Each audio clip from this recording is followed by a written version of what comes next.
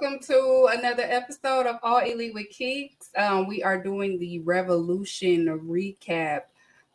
Revolution was yesterday night, so we are recapping. So no Dynamite page, nothing today. It is Revolution and also aka Sting Night as well. I am here with a very, very, very special guest. This is my bro from Canada. My bro Andrew, but y'all know him on Twitter. You have a funny Twitter name. Yeah, it's kind of like a nod to my old Twitter name, Yeah, but I guess the way he's playing this year, he's proven me wrong, so I might have to right, change it again. right. And y'all know the rules of the show. Everybody treat my guests with respect, regardless of what they say, their opinion. We treat everybody with respect, or you get up kicked up out of here. That is my rule. Uh, But he's a troll himself, so he might start trolling too. uh, So, I so shit post a little bit, not gonna lie, once or twice. hey Mihu. But yeah, so we're gonna recap Revolution. Now I'm gonna do it a little differently. I got the inspiration from I was guest speaking on Ringside show, and the way that they did it like the main card down to the opener. So I was just like, ooh, I kind of want to try that too. And let me see if that works out for me. Not stealing, stealing from different people, but it's not that. I'm inspired.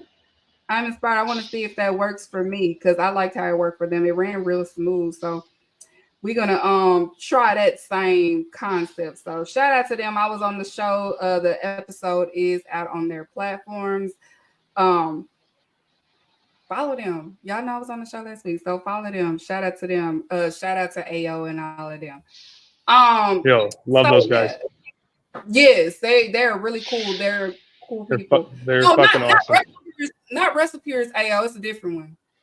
Oh, well then. Not that one. My bad. Yeah, so shout out to Ringside Club. Make sure y'all subscribe, y'all follow them. But yeah, they have an AO too, but he is AO Baker, so he has a name after that, and Okay. then we was AO from Recipes. Shout out to him too. I like both AOs. It's two of them, and they Two both in New AOs. York. Crazy. One in Brooklyn, one in Queens. So shout out to New York AOs. New York in the building. So yeah, so we're gonna get it started. I know people are gonna start tuning in, especially because y'all know I run the same time as Raw. So when Raw gets boring, that's when they start hitting up this chat. So they'll start coming in a little bit. So we're gonna get started with the pre-show. And you told me off air that you didn't get to watch it, but I'm gonna go ahead and just cover a little bit. Hey I think I Jalen. caught. I think I caught Willow and Chris versus Okay, Sky and Julia right at the okay, end.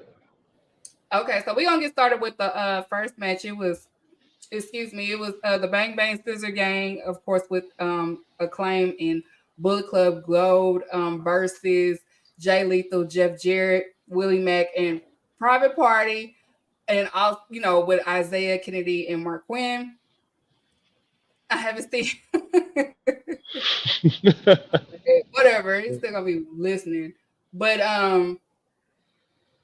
fun opener. I know people was upset because they was like, look what they doing to Jay White. He is blase, blah. They got him going against Jeff Jarrett and all of that. But it was overall a fun match. He had fun.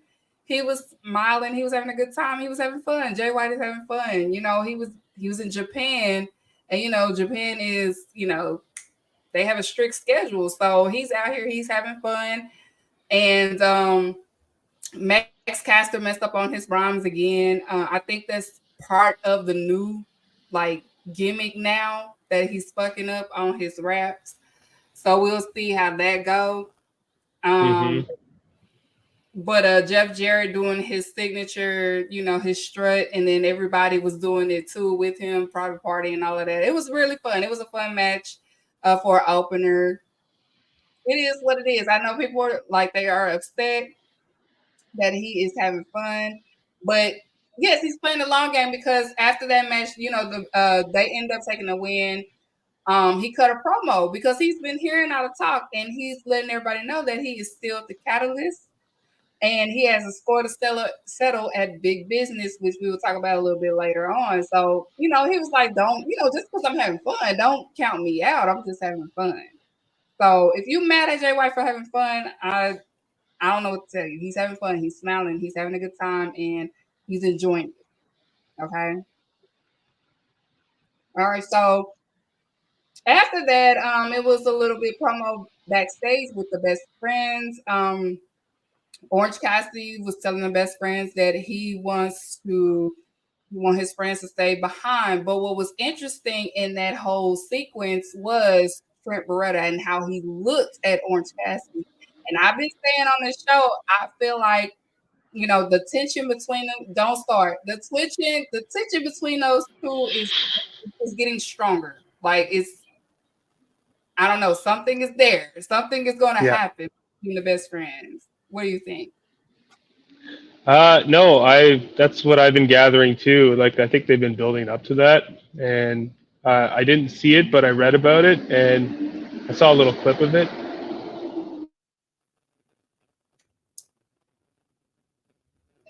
Yeah, but yeah, it's very, very because it's been starting since last year. Like the match that they had with Penta, like I said, with the Penta and Commander match, is kind of when you start to notice that the tension is there because their dynamic in ring wise wasn't on one accord, but we could tell that it's something that, and I've been saying if best friends hit a whole like conflict, that's probably the perfect way to debut Okada because they are all in the same faction. And people are going to be mad about that. Watch. Let them be mad. Just like they're mad about Orange. Yeah. And then after that, we saw a promo of Pockets returning. That was awesome. It was badass. He looked different when he has the hat on. I didn't notice him at first. I'm like, who is that? And then he started talking. I was like, oh, that's Pac. Tupac back. And he said, Tony, you can't keep me going for long and things like that. So I'm looking forward to seeing Pocket. So many talent that it's going to be in AEW during the spring and summer. It's going to be a good time. So this is the purpose of Pac to return. I know I was excited to see that Pac vignette, and I'm ready. I'm ready for him to come back. And then the last thing that was on the pre-card, the buy-in, it was a tag match of the women's business, as I call it. The TBS champion Julia Hart and Sky Blue versus Chris Statlander and Willow Nightingale, and of course, they was with Stokely Hathaway. And it was overall a good match, but I don't know what's going on with Julia. She was getting outworked. Oh, big time. She was getting outworked that entire match. Like Sky Blue, she did what she had to do, but as far as our TBS champion was definitely getting outworked in this match by Chris and Willow Nightingale. Shout out to Stokely on commentary. I can never get enough of him. Yes, Stokely was making it even worse. And Chris Statlander and Willow Nightingale, they picked up the win. I understand Julia was injured and she's back from the injury. I don't know. Something has to give as far as like you cannot, you're the TBS champion. You can't turn it on when it's time to turn it on, turn it off when it's time to turn it off. Like keep it on at all times. Unless you want to give that belt to Willow Nightingale and we just call it a day and you could keep doing your dark character because she has a beautiful interest. I love the interest. As bad as it's thick. I give it that. But we need that to match in the ring too. Okay, so whatever was on your, get it together, Julia, or we're gonna start the campaign to move in the TBS Women's title to Willow. All day. I will support that campaign. Eddie James said, was it visa issues or Pac? Pac was in another injury. And then also keep in mind that he does stay in the UK. He does not stay in the States either. So injury, and he wants to go home when he wants to go home. Okay, so if you just got through in the chat, again, I'm going to do the Revolution recap a little bit differently. I'm going to start with the main event and on down, okay? Because I want to be able to help certain people because everybody cannot grasp in-ring storytelling, or they probably missed it. Because, people expect picture books out of AEW, and it just doesn't work that way in AEW. So either you catch it or you don't. And if you don't catch it, that's what I'm here for, okay? I'm here to say Johnny had 4 apples. That's what I'm here for. Okay, so the main card again, Revolution, the final match of Sting. It was Sting's final match for the AEW World Tag Team Championship. The Tornado Tag match, it was Darby Allin.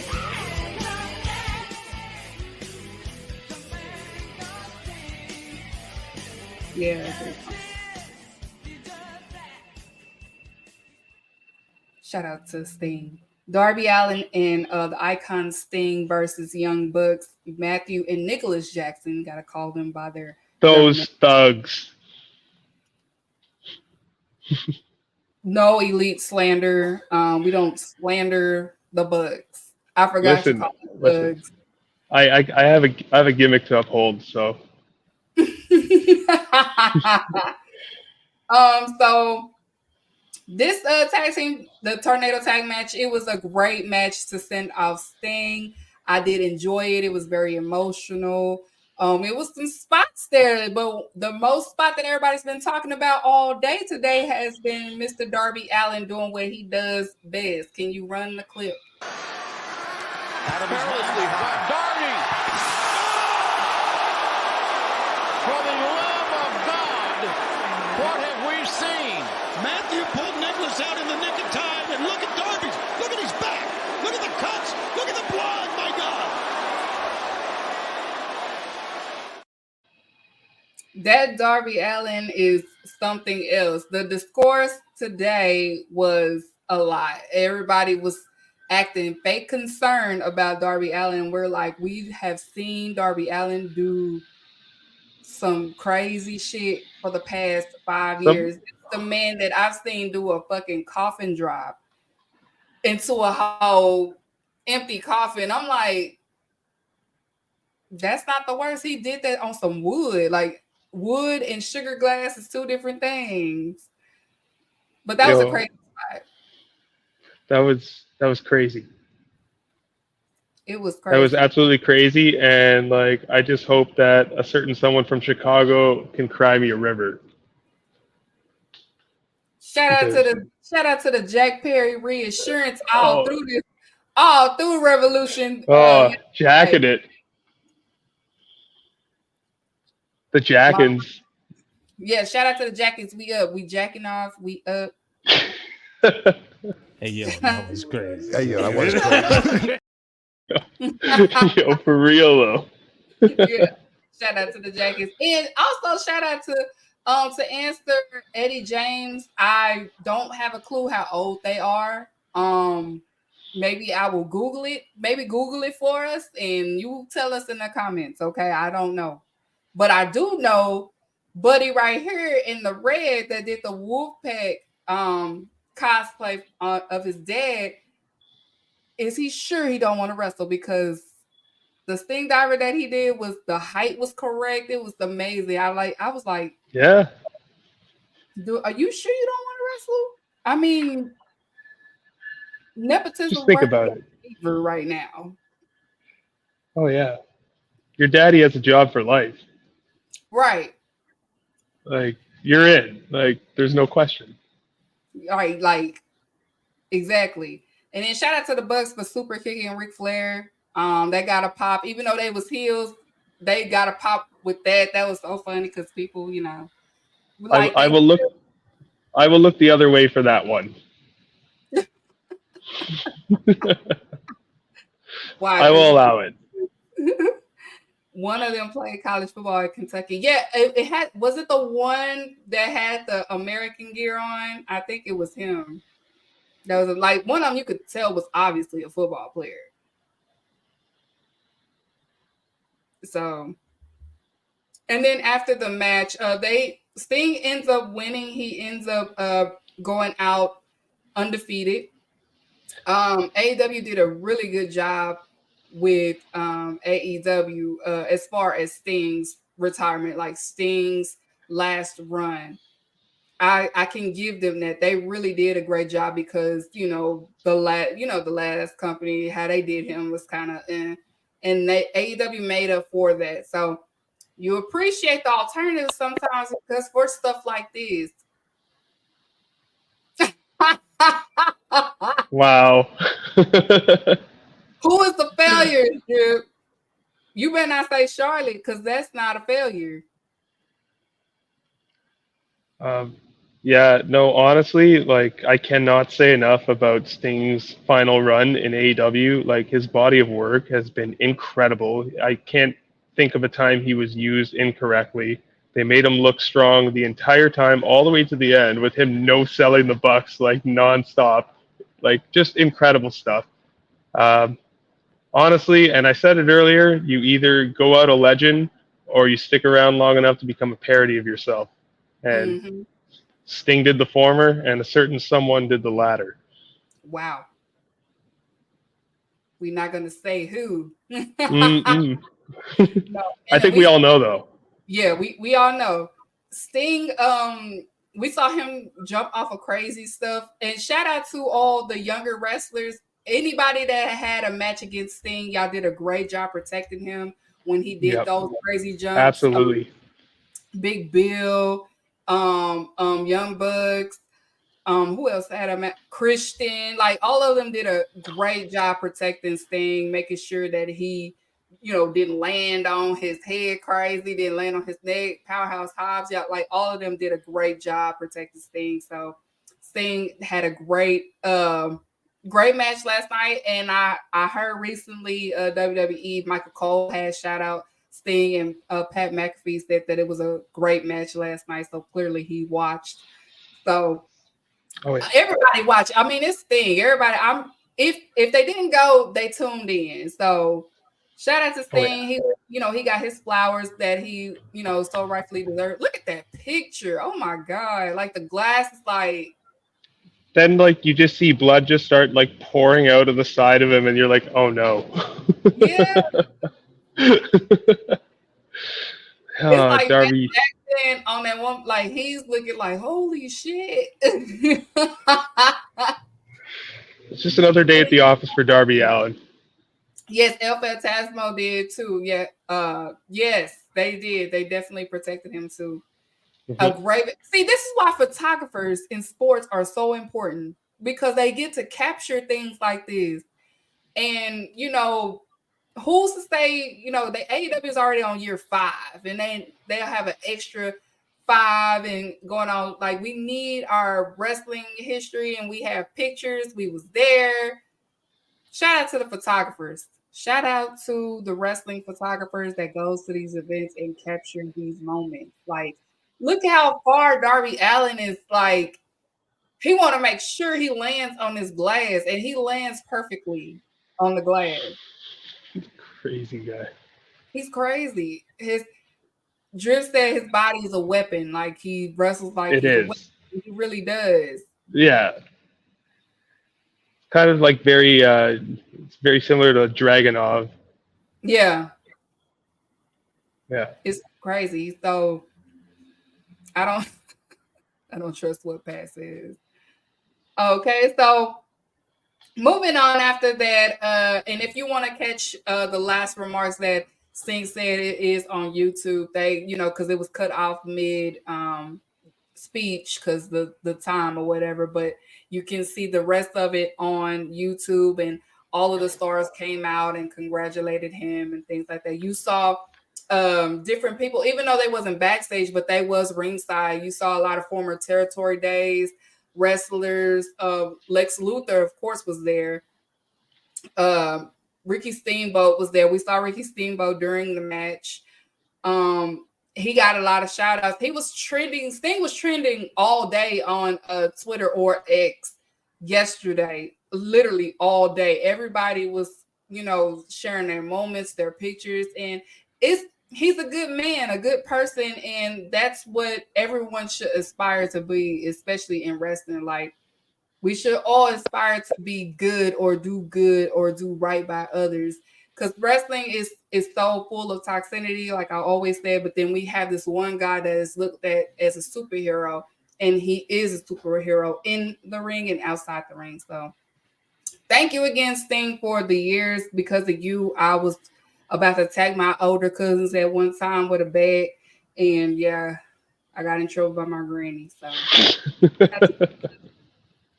shout out to him. So next up after that, we had the other main event. It was for the AEW Championship. It was the trios match: Hangman Page versus It was a threesome. Swerve Strickland. Okay.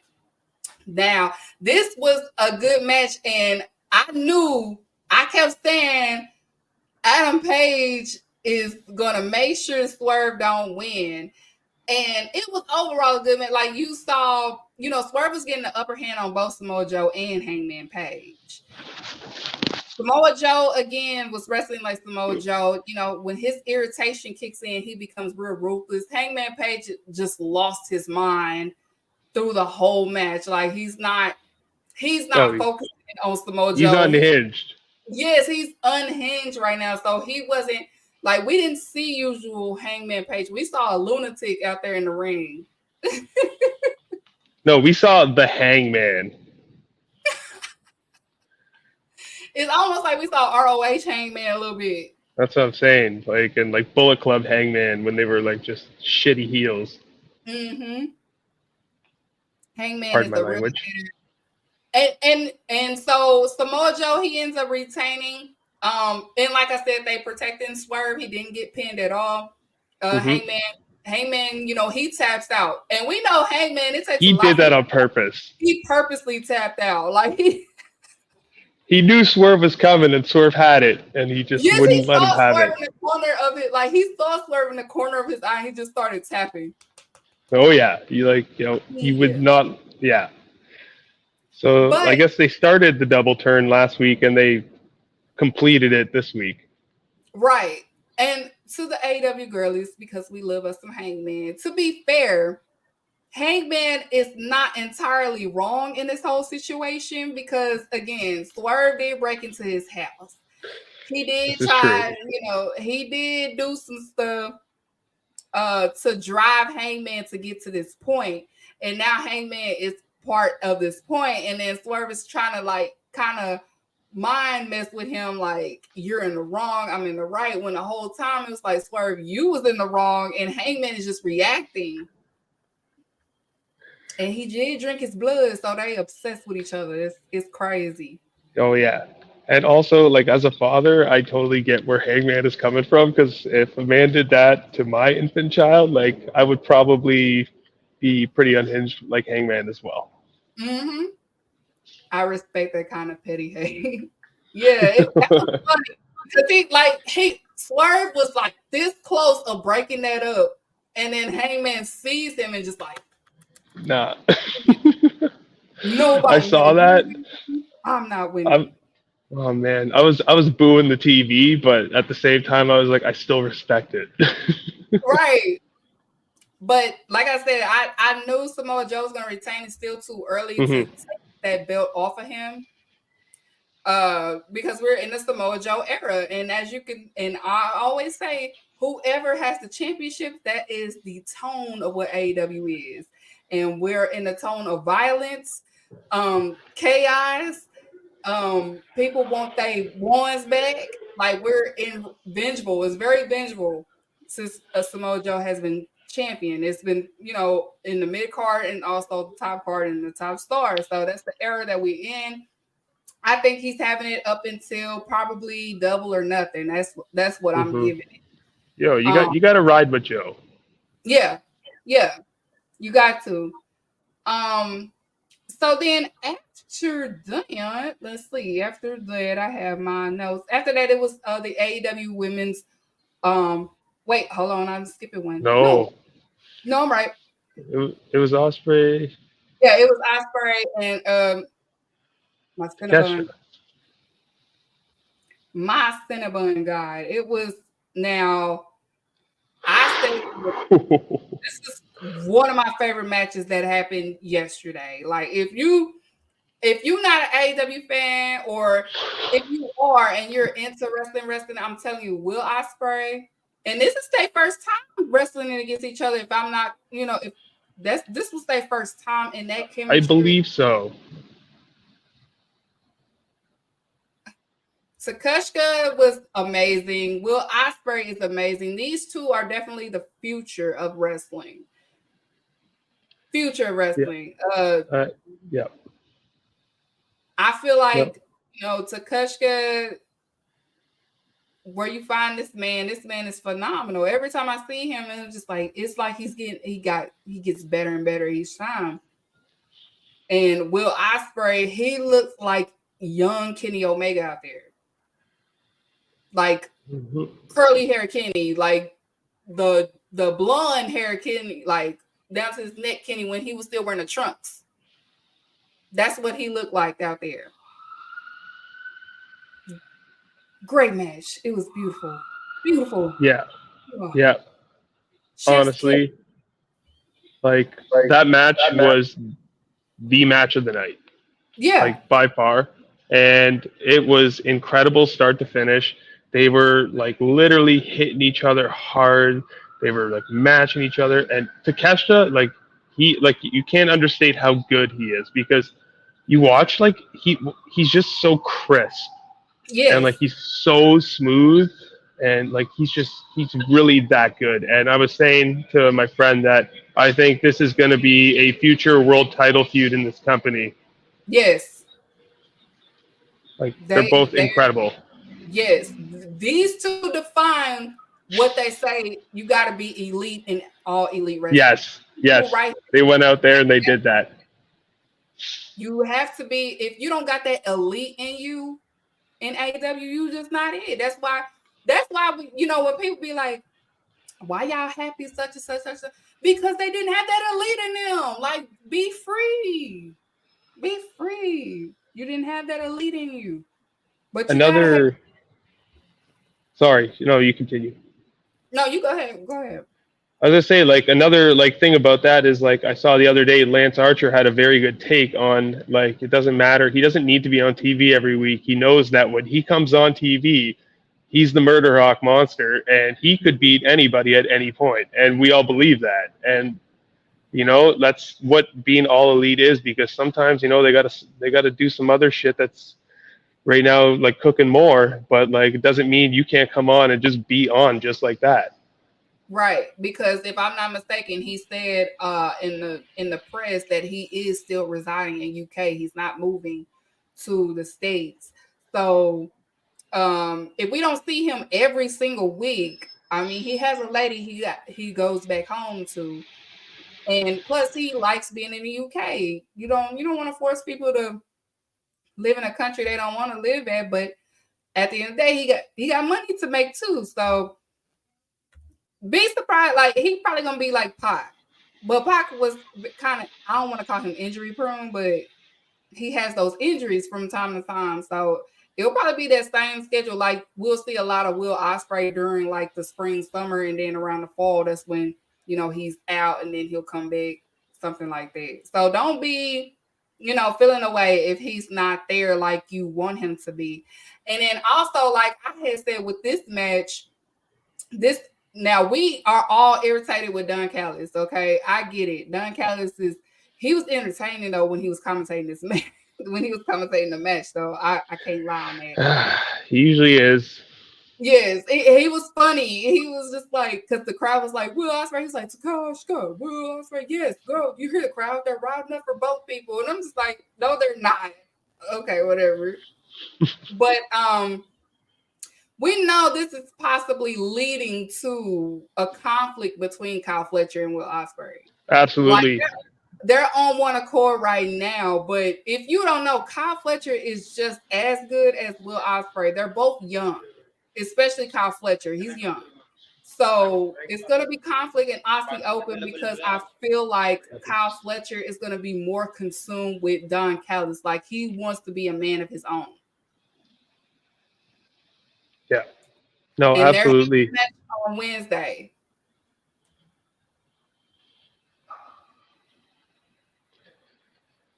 That'll be a good match. Yes. Yeah, I because Kyle Fletcher's already ROH TV champion. And he has a feud with Ethan Page or whatever like that. But as far as AEW, I feel like the story with the Gun Counts, because they got to move directions with it because people are losing interest with it. But now that Will Ospreay is here, Mm-hmm. they go ahead and push forward with this conflict between Kyle Fletcher and Will Ospreay. And I feel like it will be a good, story. If people are into stories, it's going to be a good match as well because, Kyle Fletcher's partner, he's still injured and I don't know when he's going to return. I was just about to ask about Mark Davis. Do we know when he's due back? We still don't know when Mark Davis is coming back. But yeah, so I can see it'll be a Kyle Fletcher, Will Ospreay conflict going on between the Don Callis family. And I feel like Kyle Fletcher will lead more into Don Callis, and Don Callis will be Kyle Fletcher's manager. It'll probably be the same type of story with Kenny Omega or what they were supposed to do, but they're just going to have, instead of Kenny Omega, it'll be Will Ospreay taking that part. Yeah. So that's just me. If you into the stories, I had to, if Johnny. I'm into stories all the time. I'm always fantasy booking. Right. And so after that, it was the AEW Women's World Championship match. It was Timeless Toni Storm versus Deonna Purrazzo. Toni Storm trolled everybody. She had Mariah May come out in her old gear that was really cool because I really thought it was Toni Storm. I was like, oh, Toni Storm she is coming back on the original. But she trolled everybody. It was Mariah May. And then Toni came out with her, the black and white, her whole thing. But it was a good women's match. I did enjoy this women's business. They gave them a lot of time. And even though, yes, it was the only one in the main card, but it still delivered. Toni Storm, she ends up retaining. I knew that they wasn't going to give it to Deonna right away. They probably have plans for Deonna. I probably see Deonna more in the TBS Championship lineup now. Since she already went against Toni Storm, I could see her taking that title. If not, they don't put it on Willow Nightingale, which they should. But yeah, I see her more in the mid card, being like the top face in that mid card division for women's business. Yeah. Well, first of all, I think that title is going one place, and we're going to find out at Big Business. Yeah. But also, I thought it was a very good match as well. It was awesome. And Luther, goddamn you. I can't believe Luther made the difference in a world title match. That's crazy. He really did. This act that he's doing, it works for him. It does. It really does. Shout out to Luther for that one. Right. He was wrestling. If you don't know, he was wrestling around 2019 AEW. So that's probably why a lot. Oh yeah, no, I'm familiar with Luther and like his affiliation with DPW and all that. Yeah. Yeah. No, it's good. But that's crazy. The only thing like I thought it was tough because it was really tough to like place where you want to put that match on a card like that, Yes. And they had to follow, if I'm not mistaken, it was either the 8-man or it was Danielson Kingston. No, it was Orange Cassidy's match. Oh, it was Orange Cassidy. Okay. Yeah, it was perfect because it was before. It was okay. Takushka. Okay, I misinterpreted that. Right, I was just like, whatever they do not have that match right after Will Ospreay. Yeah, All no, I was saying, like, do not have that match right after Will Ospreay. Have it at least before, and they did a yeah, good job. that's true. That was a good placement for them. No shade No. to women business, but we already know how society is with regards to women's wrestling. Like, if Hmm. you have, everybody looking forward to a certain banger, and then the banger happens, and then the women is right afterwards, it loses interest just like that. It's And tough. it's very It's tough. tough. You got to have it Yeah. before. And I was just praying, I Hmm. was like, it Okay. don't matter where they have it. Yeah. You cannot have it right after the Will Ospreay match, because then nobody's not going to focus on it. And they did it perfectly this time. They listened. Yeah. They listened. All right. So after that, we had you know what? I was wrong. It was after we had the Blackpool Comeback Club versus FTR. So that was a Yes. good place. Oh, It okay. was good. That's what I was. Okay, that's Yeah, the one that came before, and like that great was a place. that was a crazy match, especially the That finish. it look, I was for the finish. I love that they got choked out. Yeah. Um, The again, the last 5 minutes of that match were actually just incredible, incredible yes, storytelling. because the beginning of it was. I'm not gonna lie to you, it did get boring and it did get Hmm. rough, and it wasn't even on BCC end. It's obviously Yeah. on FTR's end because Hmm. they when FCR they try to be like Bret Hart when it comes to the in-ring wrestling, and so they go with that approach against every single body, and it doesn't work with every single body, as you could tell. John Hmm. Moxley and Claudio, there are yes, they can do strong style, but they are brawlers too. Like they do both. They are hard hitting, so they coming in on this whole honor type wrestling style, and they are the faces. Like they're John Moxley and Claudio is not about to wrestle y'all with honor. Oh, he's gonna bite you. Right. They're trying to wrestle with honor against two reckless people. Like, no, it's not gonna work. So as you said, like the last 5 minutes of that match, it picked up where it needed to because it was losing me at first. I was just like, oh, this match here Hmm. is killing me. It's because FTR, they gotta go in 20 minutes. They always Yep. gotta wrestle 20 minutes. And Dax is bleeding. Moxley didn't bleed. They choked them out. They choked them out. And I was surprised FTR took the loss because they never want to lose against people. And of course they had to because Cash Wheeler got legal problems. And so No, I think like that finish, they because of how cool it was, I think they were probably like, you know what, like we'll put our shoulders to the mat or we'll tap out or just go out, you know.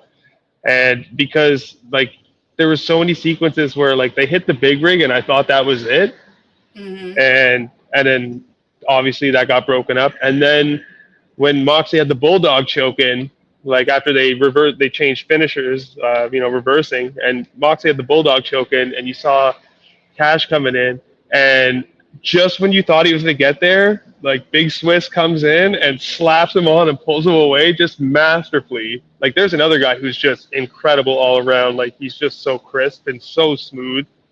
Like Claudio, like just an absolute specimen. And that finish was incredible. Yes, it was seeing them get choked out. It was like pleasure to me. I was like, yes, Oh yeah, finally. the hater in Somebody me loved it too. somebody hit the that doesn't work for me, brother, on them. Because at the end of the day, when it comes to Tony Moxley, FTR, okay, whatever, Moxley wants to do this, okay, we're going with what Moxley wants to do. Oh, always.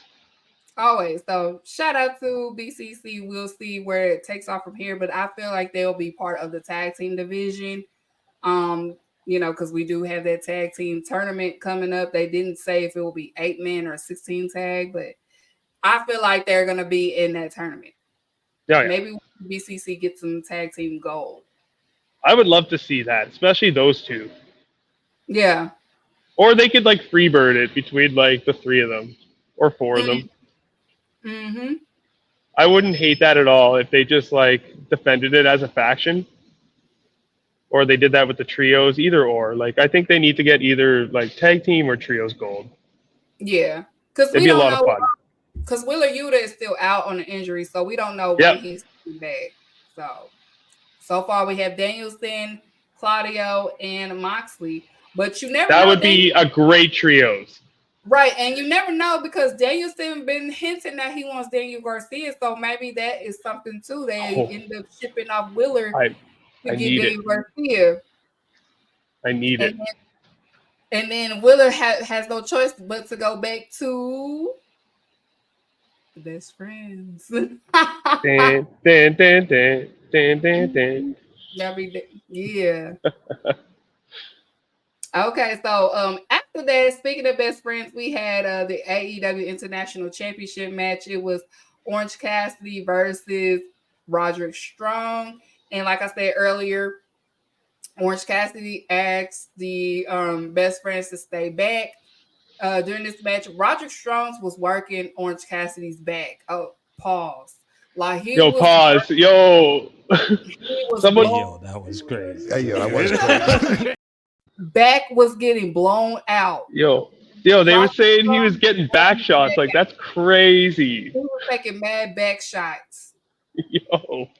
It was sounding like bongos. Hey, man. So many back shots.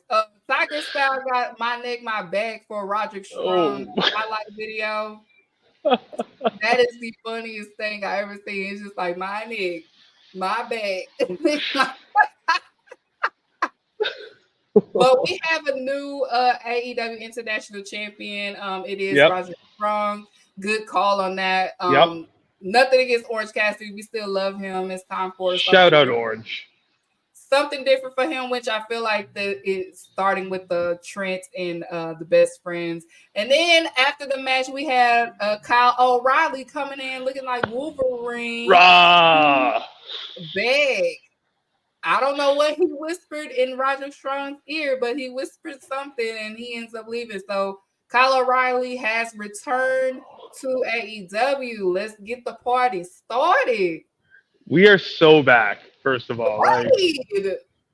Like KOR is just a Canadian treasure, and I will protect him at all costs. And so I'm just so happy he's back. Great match, great post-match angle.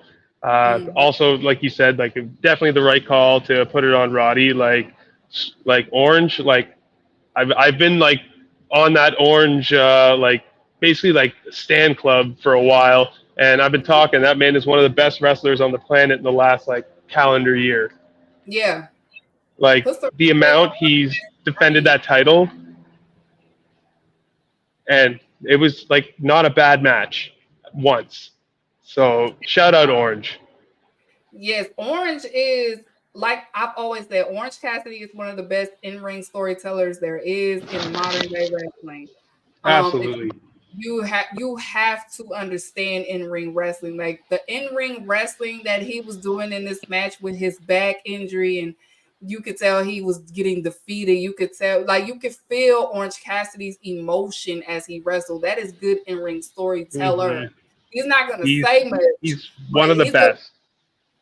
He's one of the ones like, if you need promos for every single thing, you're not going to understand Orange Cassidy. But Orange Cassidy was definitely like, you can feel that he is tired. You can feel that he is giving up. You can feel that he has got discouraged. His back injury, like you felt all of that.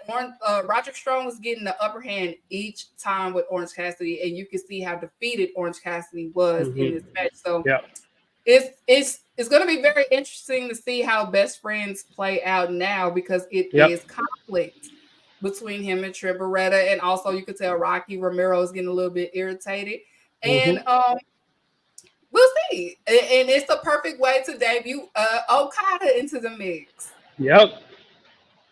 Perfect. Y'all just can't wait for that coin drop. Y'all just gonna be mad. Y'all just gonna be mad.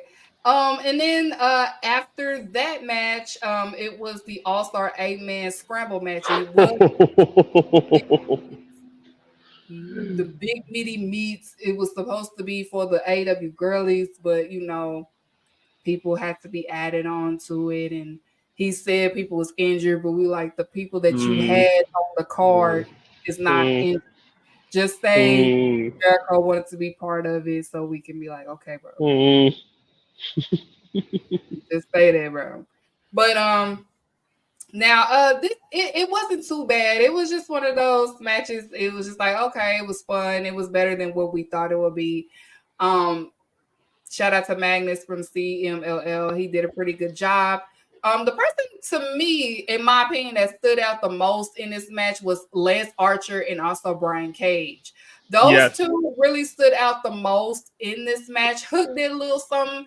Powerhouse Hobbs, he did what he could work with. Chris Jericho was in the way sometimes. Magnus was just there. But Lance Archer and Brian Cage did a tremendous job. Warlow, he did pretty good the last 2 minutes or whatever. But we knew he was going to win. Mm-hmm.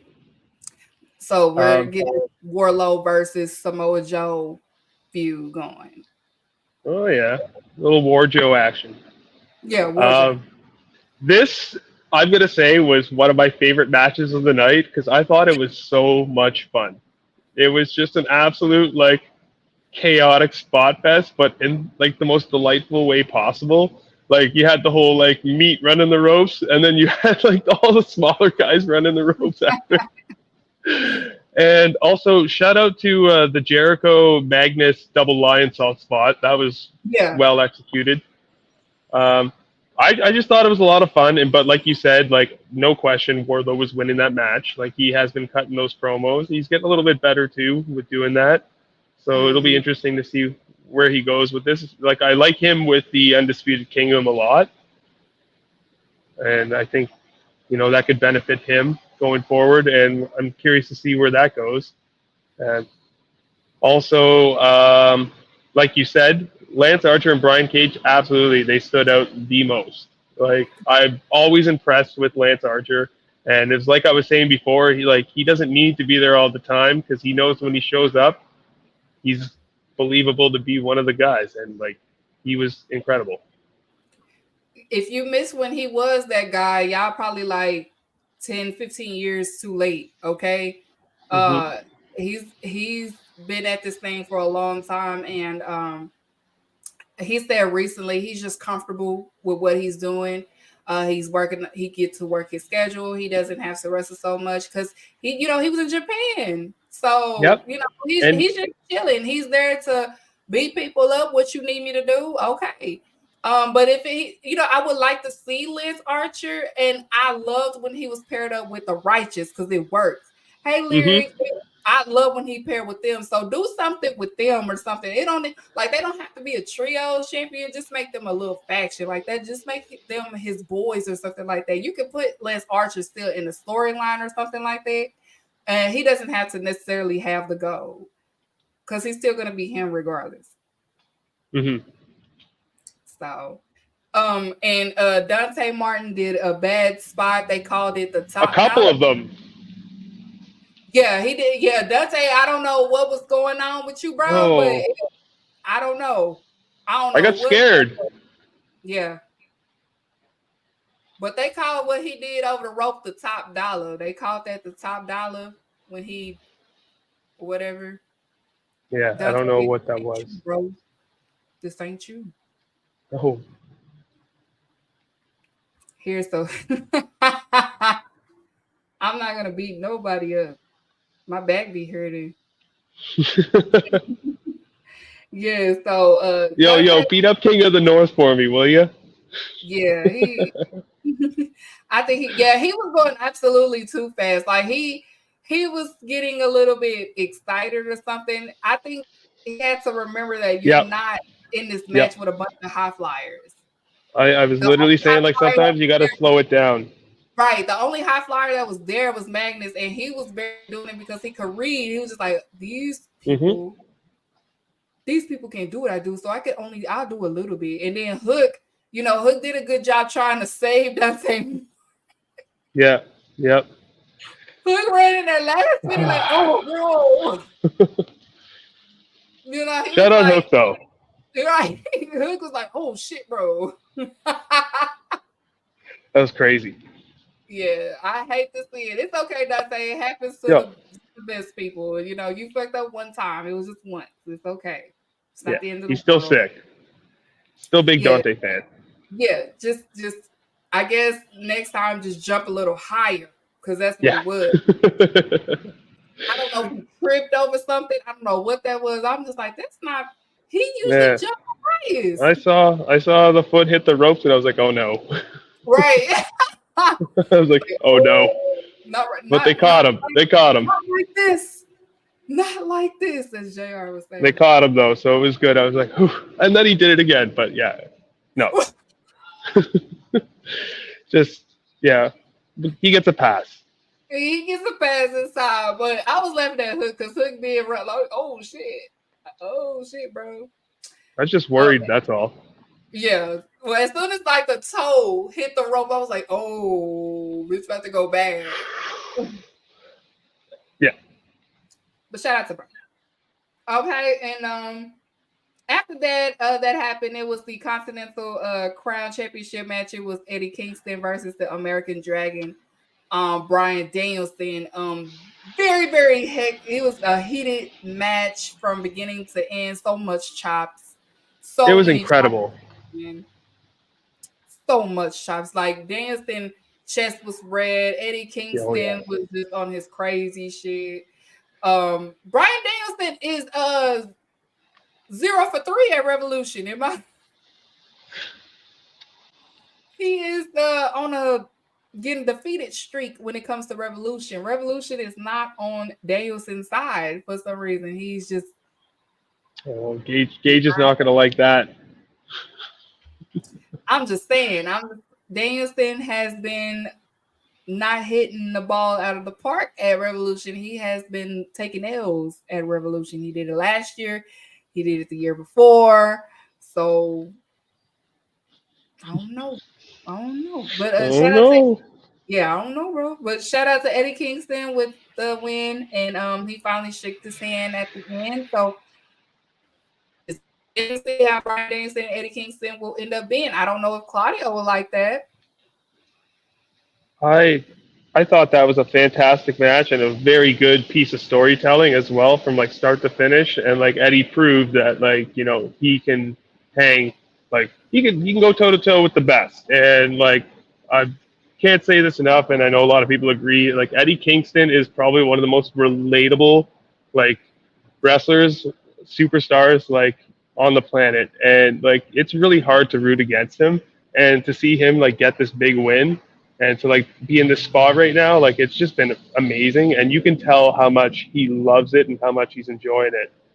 Yeah. And, you know, shout out Danielson because he's so unselfish and he obviously sees that and he knows like how to do good business and he sees like how much the crowd is behind Eddie and he relishes in playing like that like, you know, that heel role in matches. Like I love heel Danielson in matches because he's so vicious. And yeah, no, great match. Like really got like the ball rolling for pace on that show. It was crazy. And then the opener yesterday, it was the TNT Championship match. It was the Patriarch Christian Cage versus Daniel Garcia. And of course, Christian Cage came out there with Nick Wayne and Mother Wayne and Kill Switch. It was a great opener match for Daniel Garcia, in my opinion. It's looking like they are definitely either, you know, starting to trust him with these main cards and believing in him. Hopefully he does renew his contract with AEW because I had predicted that this year he will probably be the Owen Hart tournament winner this year. Christian Cage is Christian Cage, a great veteran in the ring.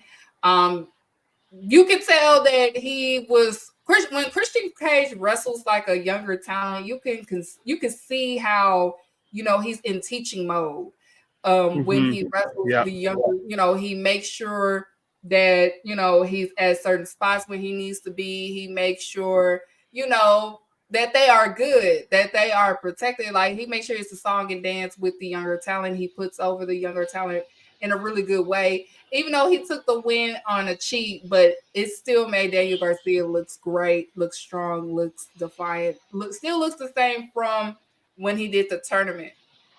And that's why I feel like this loss will probably start the whole Daniel Garcia and the BCC angle. Because he's seeing that the entertainment side is not working for him at all, and he will focus solely on being a wrestler, a pro wrestler at that. And Christian Cage, we know that this is leading up to a Christian Cage versus Edge or Adam Copeland down the road, because that match between Daniel Garcia and Adam Copeland, it was a draw, if I'm not mistaken, right? Mm-hmm. Yeah, it was a draw. He didn't take if I'm not mistaken either. Yeah, he didn't take. As Drew say, he'll say Adam Copeland didn't want to lose clean against Daniel Garcia, something like that. Oh. That's his conspiracy. I feel the same way. I don't know about that. I feel like Cope Dog would know better. Like he gets it. And like I remember I used to listen to the EC pod, and they used to like really talk about the other things that were going on in wrestling outside of WWE, and like they were very excited about the future, and like I feel like they're really excited to be. Both of those guys are excited to be at the spot. Yeah. Christian, like he's incredible. This is the best run of his career, and I love like the whole like patriarchy. He's got Mother Wayne in his stable. This is just fantastic stuff. And like shout out Daniel Garcia though. Like I've been a big fan of his for a very long time. I remember his debut match like with 2.0 in that trios match, and I was watching like, who is this guy, Red Death? Like, because I wasn't familiar with his game, and I'm like, wow, this guy's great. And I was talking with Adam and Backup Hangman, and we were like, I was like, who is this guy? And like Backup was like, tell me, well, Ibu, I guess. I still call him Backup Hangman. He's Ibu now. Yeah, he's Ibu. Yeah. But he was like telling me, he's like, listen, man, this kid is good. And from then on, like, huge fan of Daniel Garcia. And it's really great to see him in this spot. Like, and he's finally getting that time. And I think, like you said, like the BCC angle is right around the corner. And, like, that'll be great. Yeah. Yeah, so if you're just coming in, yes, I started everything from the main card on down, because y'all probably be like, what is she doing? But I was just doing something a little differently to analyze and recap Revolution. It's so many stories that happen at Revolution, like we went over, like the JY and BCC. I mean, not BCC, but the Bullet Club Gold and the Acclaim. There's something brewing in there. Jay White has a match at Big Business against Darby Allin.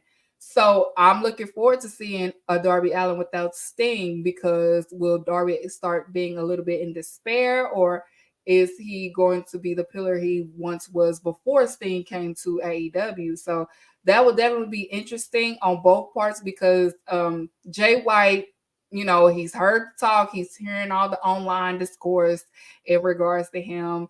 And, Darby Allin is a good person, a good wrestler to help put that, that prestige back in that person. He did it for Samoa Joe. He did it for the TNT Championship. He's very reliant and the go-to. So that will be a good match between Jay White and Darby. And you have to remember as well, Darby Allin cost Jay White the chance to get the TNT Championship before. So, Jay White said in that promo, he has a score to settle with somebody. So it's clearly it could be Darby Allin. They could redo that and make something of that for Jay White, so people could shut up about, Jay White has this, they didn't do this and this and this. And like I said online, I don't know, y'all have a revisionist history because y'all are so used to instant gratification when it comes to wrestling. But Jay White was just in a match, even though like with that, he was, for the championship not too long ago at Full Gear, he was in the Continental Classic. He ran Collision for the whole summer.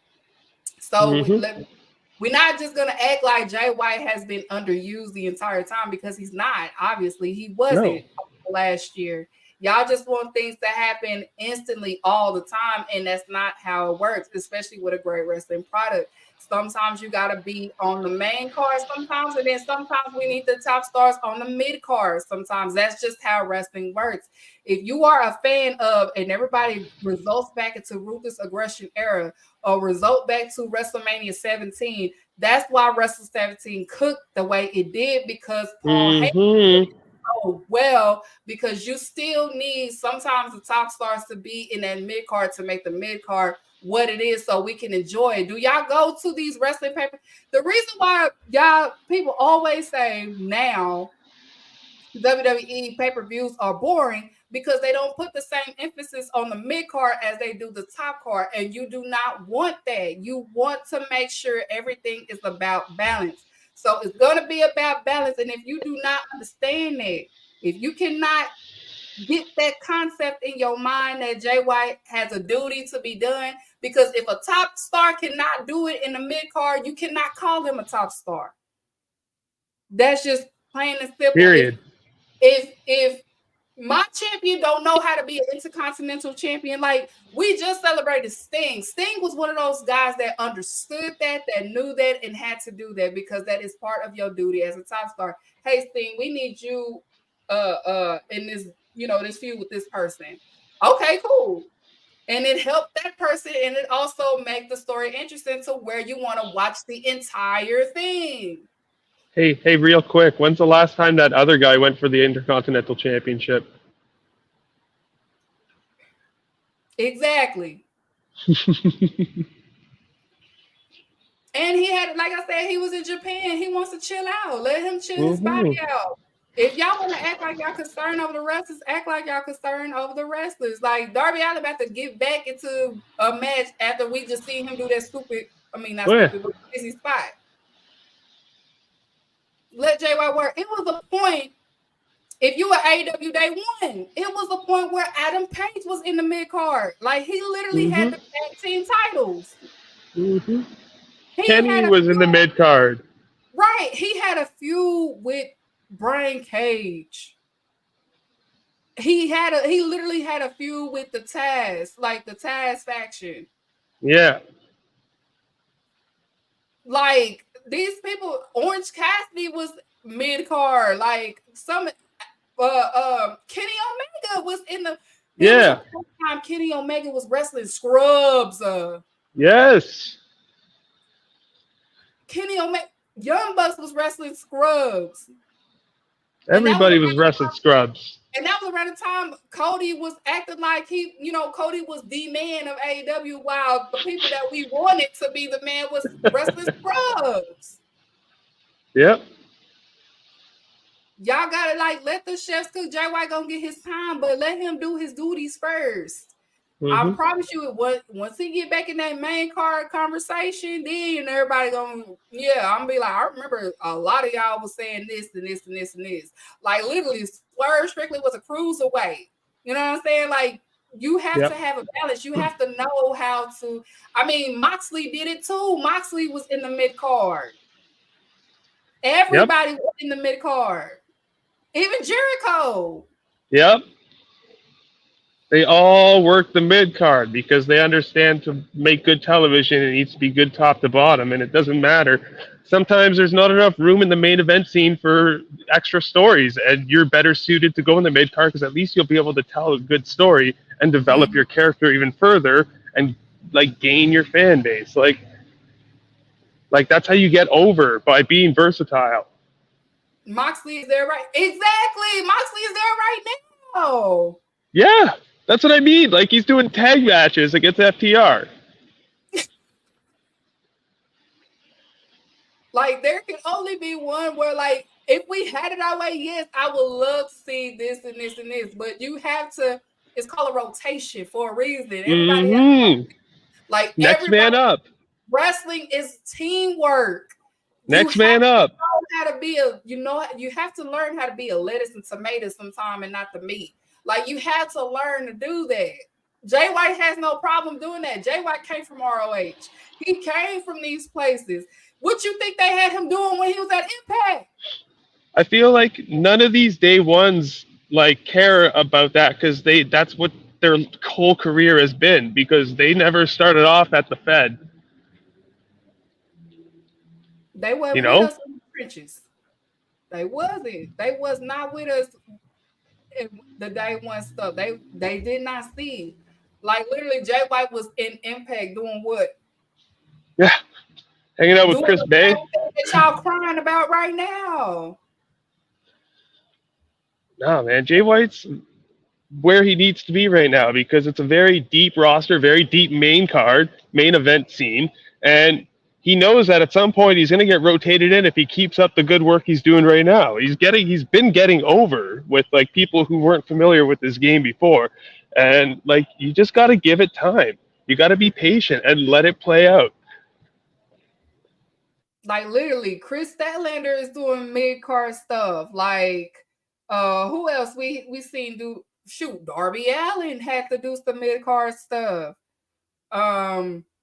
If you don't know how to do no mid-card stuff, how could you be trusted to stay in the top card? Like that just shows how selfish you are. Like we trying to break certain curves, certain trends, and you cannot Yeah. break no trend if you are willing. Like that's why we having a difficult time with Miro because Miro refused to job to certain people. We don't need that mentality. That we don't need No. that.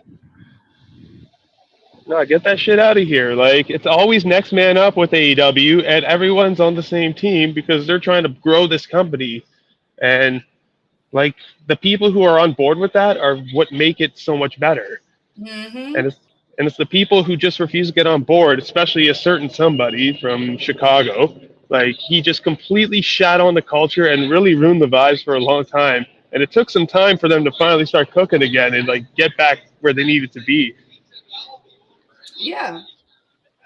And that's So, why, if that was the case, if we didn't have top stars to know how to be mid cards, if that's the case, Kenny Omega being injured would have hurt tremendously. It hurt, but it didn't hurt in a major way because we still had young talent.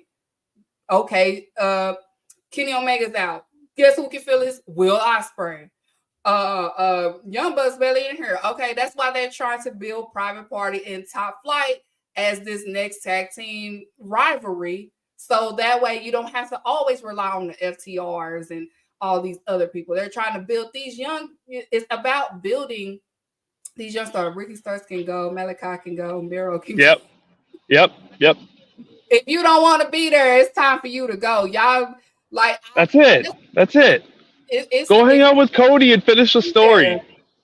If you do not want to be there, it's time for you to go. I mean, Malachi, he has to stay because he signed a contract. Better start speaking elite, pal. Yeah, he's up. They talking about he got to let go. Like, no, I guess what's in his contract that he signed this time is just like, bro, you have to do your 3 years. Yep. You signed this. Ricky Starks so far they said that he's out or whatever. Okay, that's not a tough loss on him. And he's a perfect WWE type of guy. Miro he really wants to go back home. Go ahead. Yeah, that's fine. Go ahead. Shit. Ain't We're nobody good over here. Like, but at the same time, if you have that injury that you don't want to be there, just do the favor. Okay. You know who we got to get over there? We got to get Stephen Farrelly.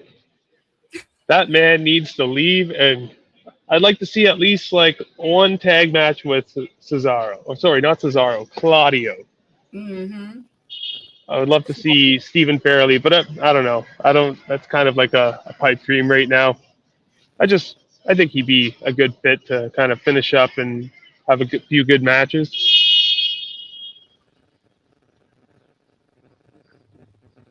The dynasty. What do you mean about the dynasty? He said, "Don't forget about the dynasty." Oh, the dynasty, the pay-per-view. Oh yeah, that shit. Because I'm mad because we keep saying Texas pay-per-view, and you want to go to these other places. They gonna be in St. Louis. All y'all people that's from St. Louis or whatever. St. Louis. They're gonna be there Sunday, April 21st, whatever. Who we got? Who we got on that flyer there? Samoa Like Joe, Eddie Kingston, Roderick, Julia, Timeless, Timeless, yeah. Christian. See the Acclaimed front and center. Yeah. That's interesting. Yeah, so the Dynasty, we got one in April. Yeah, so yeah, we got that. But it's not in Texas, so I don't really care. Because it's not I asked what, but yeah, it's so many stories that we had Orange Cassidy and Best Friends, like I've been saying, Undisputed Kingdom. Yep. I'm not sure where Adam Cole, Bebe is in this, on this, or whatever, but we'll see. Don Callis family, Hangman Page, like I said, Hangman Page is interesting because he's really not the villain in this. He's just lost his mind right now. He's so obsessed with this person. Swerve, another one. It'll be interesting to see where his character leads off to since he has failed to be AEW champion. Willow Nightingale, Chris Statlander, Malcolm Stokely. That's another story. I feel like eventually they will break apart. It's just a slow. Yeah, it's a slow. Malcolm Stokely is definitely going to break them apart. It's a slow. Oh no, not my guy Big Stoke. Yeah, it's a slow cook thing. Because as you notice, he always comes out with Chris and he doesn't come out with Willow. Keep that in mind. Yeah.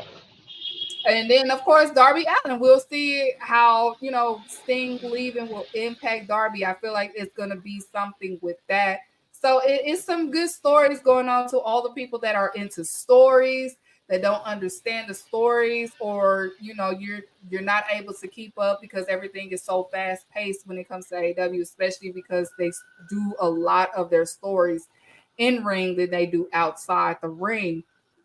But those are so far some stories that is brewing. Again, Okada is coming to AEW. They could throw Okada in the best friends mix because that's a story within itself. Y'all just gonna have to be mad. He's gonna come Let your in. Osprey. Yeah, this chaos, y'all stop fighting. Such and such, such and such. That's a perfect way to debut Okada. I think so. The Don Callis family feud, like I said, it will be Kyle Fletcher and Will Ospreay. I feel like that's gonna be the main conflict. Yes, they having a story. Yes, they're facing each other in Dynamite, but it's going to add on to that. They're probably gonna test that out. What do you see happening with that's gonna be a mixed tag. It's gonna be Soraya and her brother versus Ruby Soho and Cool Daddy Ag. I don't think that's pay-per-view worthy. They'll probably do Dynamite or Collision. So that's still a story to keep up with, especially to all that stories.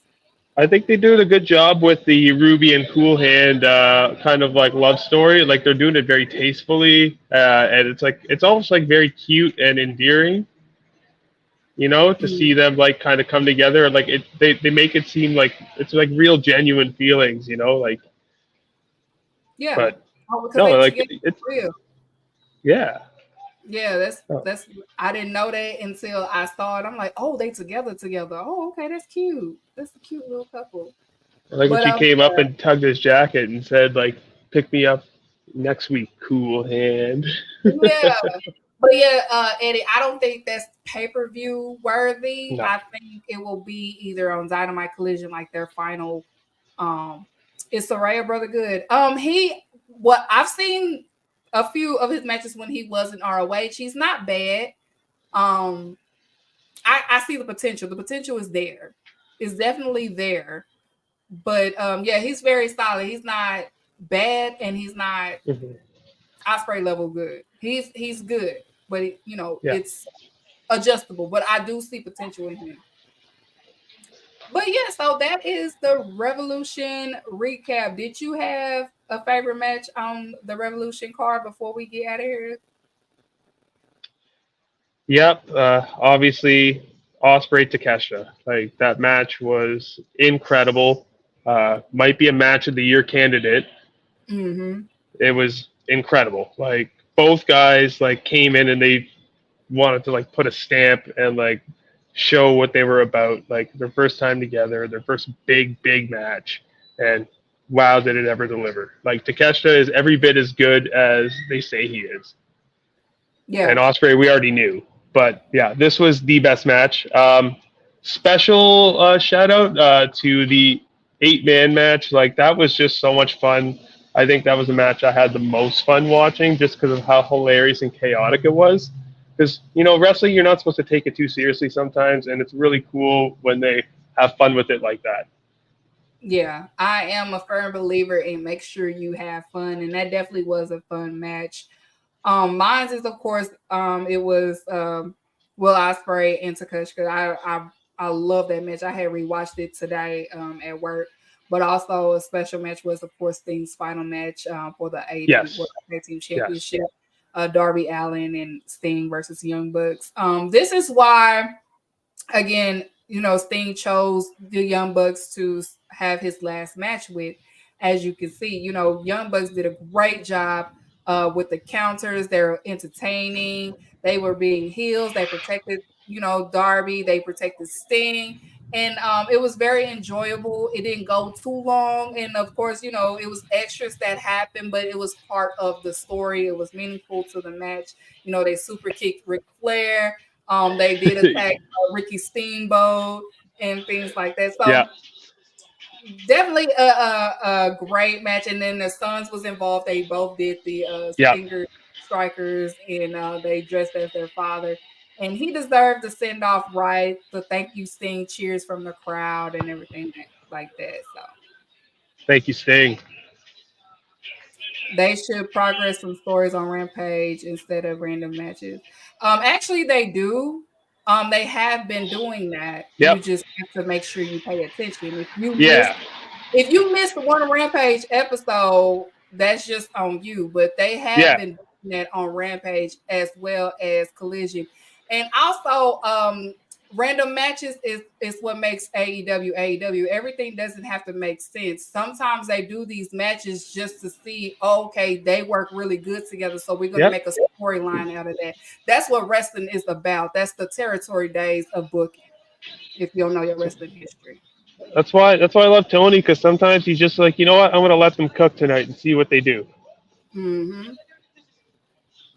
Yeah, so there is no right or wrong way of booking. Some people have their different styles of booking.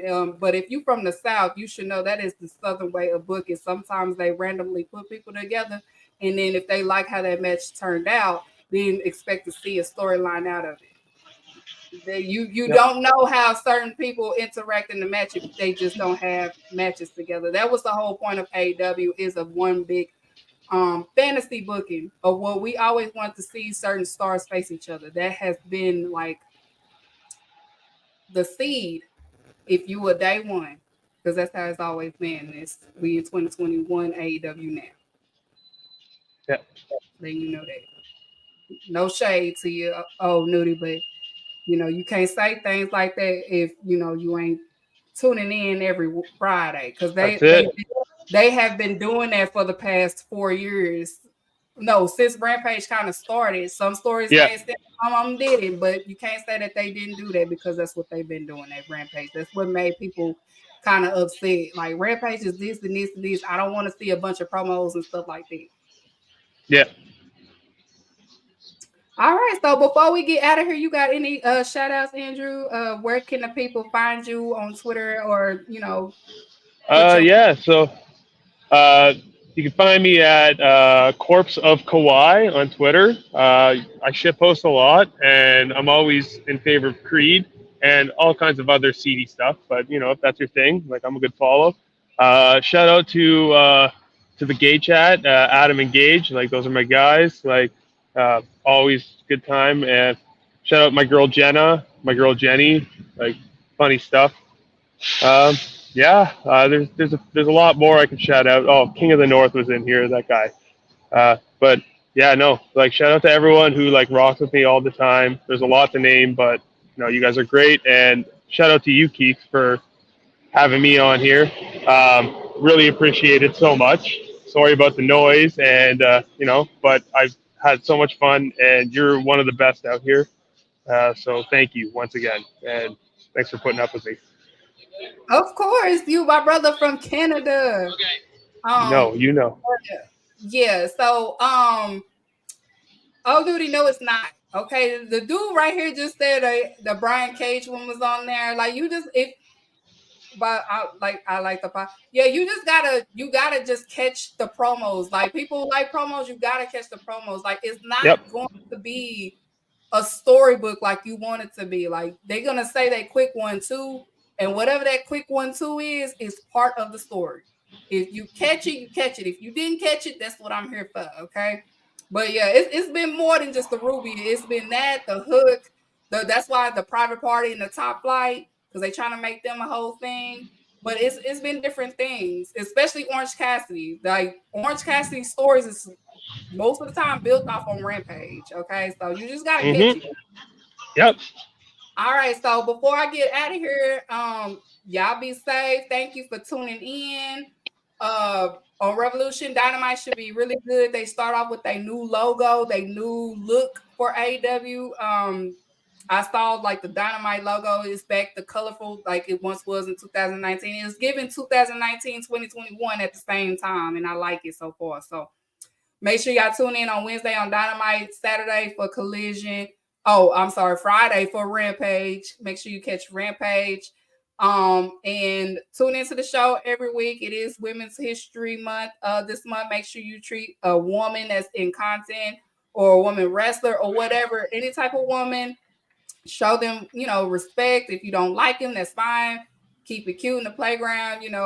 Women, they are against women in society, and we need men sometimes to defend us. So make sure you subscribe to any woman that's in wrestling content. I don't care if they just cover WWE or NXT. Just support them. Support all the women. They do AEW, WWE, NXT, Impact. Support all the ladies, especially women of color. Okay, we need your support as well. So y'all have a good night. We are out of here. Hit my getaway music. First of all, there's no such thing as white-collar crime. And there's definitely no such thing as black-on-black crime. Crime is crime. Let me explain something to you. I don't care if you have a white collar or a tank top. If you rob me, I'm gonna whoop your ass.